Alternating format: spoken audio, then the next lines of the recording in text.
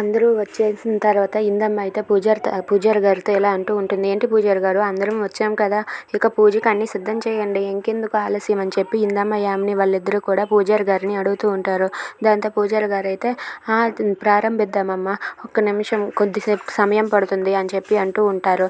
దాంతో జీవన అయితే అదేంటి పూజారి గారు, అందరూ ఇక్కడే ఉన్నాం కదా, ఇంకెవరూ లేకుండా లేరు కదా, అందరం వచ్చేసాము, ఇక పూజను ప్రారంభించండి, నేనేం చేయాలో చెప్పండి అని చెప్పి జీవన పూజారి గారిని అడుగుతూ ఉంటుంది. దాంతో ఇందమ్మ కూడా చెప్పండి, మీరు ఇంకా కుట్టి రాలేదని ఎదురు చూస్తున్నారని నాకు తెలుసు పూజారి గారు మీ సంగతి అని చెప్పి తన మనసులో అనుకుంటుంది. పూజారి గారు అయితే కుట్టి లేకుండా ఈ పూజని ఎలా ప్రారంభించాలి, తన చేతుల మీదుగా అన్నీ జరగాలి, తను లేకుండా నేను ఎలా ప్రారంభిస్తాను, కొద్దిసేపు చూస్తాను, రాకపోతే అప్పుడు ప్రారంభిస్తానని చెప్పి పూజారి గారు అయితే తన మనసులో అనుకుంటూ ఉంటారు.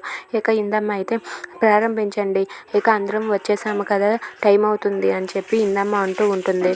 ఇక వాళ్ళైతే పద జ్యోతి మనం దర్శనానికి వెళ్దామని చెప్పి హైమ అయితే జ్యోతిని తీసుకుని దర్శనానికి వెళ్తుంది. ఇక ఇందమ్మ, యామిని, జ్యోతి అలాగే హైమ వాళ్ళ నలుగురు కూడా అలా దర్శనానికి అయితే వెళ్తూ ఉంటారు. ఇంతలో పద్మమ్మ అయితే కంగారు పడుతూ ఉంటుంది.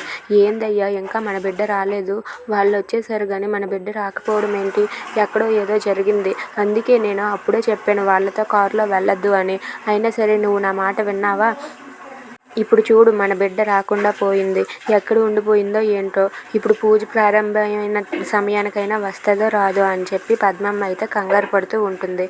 Thanks for watching friends, please subscribe our channel.